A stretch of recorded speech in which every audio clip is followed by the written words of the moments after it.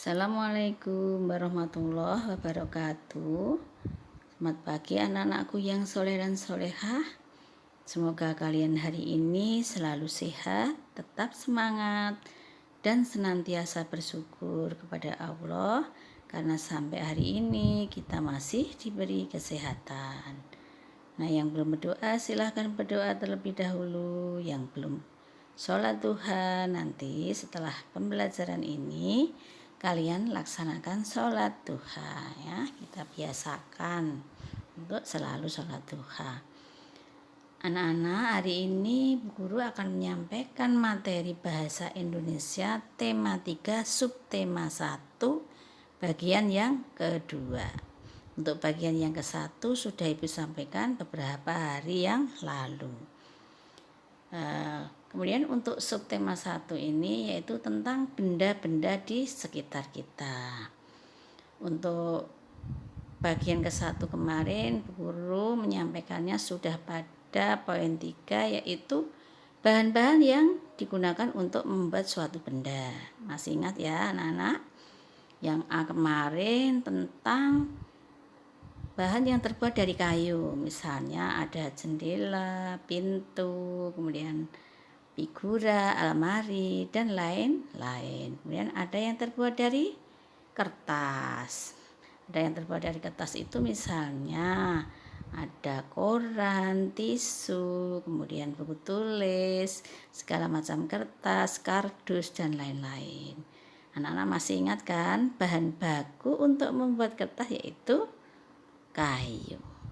Nah, untuk hari ini saya lanjutkan, guru lanjutkan yang C, yaitu dari kaca. Gitu.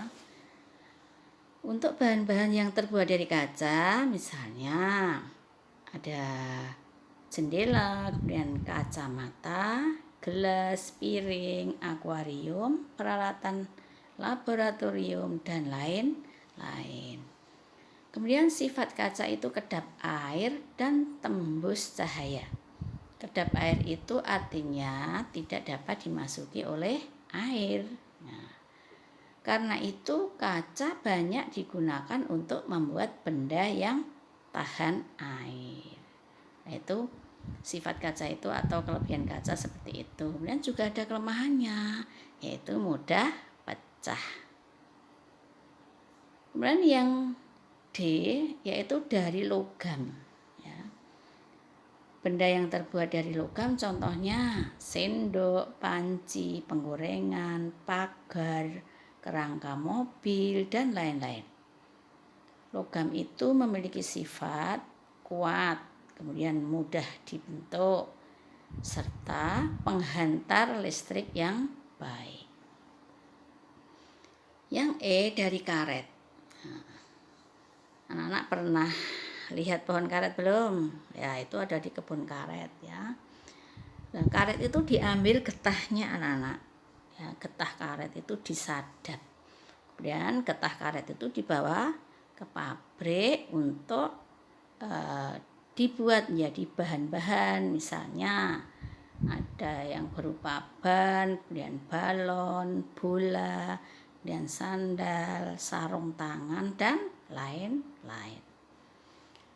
Sifat karet mudah dibentuk, memiliki daya elastisitas dan daya lentur yang baik. Kemudian bahan dari plastik. Contohnya yaitu ember, kantong plastik, gayung, piring, cangkir, sendok, botol, dan lain-lain. Di rumah kamu pasti banyak bahan-bahan yang terbuat dari plastik, nanti kalian amati.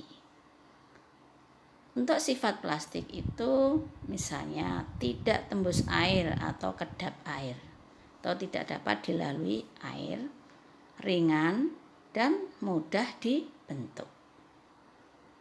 Namun demikian, plastik itu selain banyak manfaatnya juga menimbulkan masalah.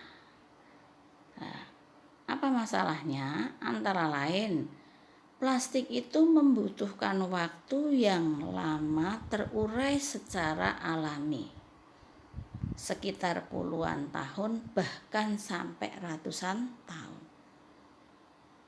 Nah, untuk itu ada 3 cara dalam mengurangi sampah plastik, yaitu reduce, kemudian reuse, dan recycle. Yang pertama, reduce atau mengurangi, yaitu mengurangi penggunaan plastik. Caranya bagaimana?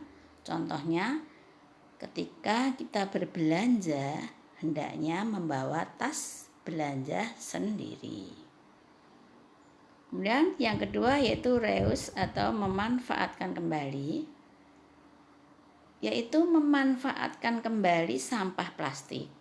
Jadi sampah plastik itu dimanfaatkan kembali dengan cara, contohnya sampah kemasan botol minuman gitu, yang setelah tidak terpakai maksudnya, kemudian contohnya bisa digunakan untuk membuat pot bunga, jadi bisa untuk menanam bunga ya.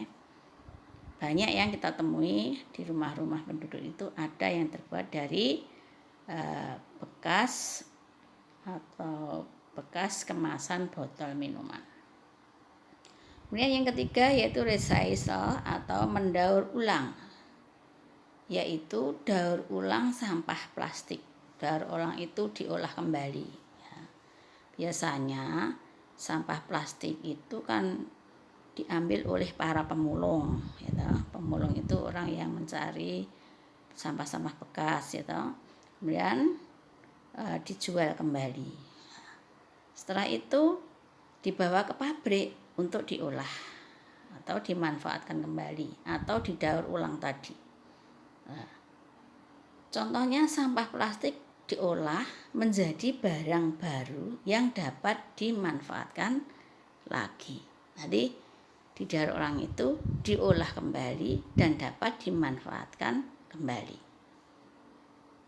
Nah, anak-anak, untuk materi hari ini tema 3 subtema 1 sudah Ibu sampaikan. Untuk lebih jelasnya nanti kalian bisa membaca modul ya, modul subtema 3 juga, kemudian modul tema 3 subtema 1 atau buku tematik tema 3 subtema 1. Nah, semoga bermanfaat anak-anak. Salam sehat selalu. Ibu akhiri. Assalamualaikum warahmatullahi wabarakatuh.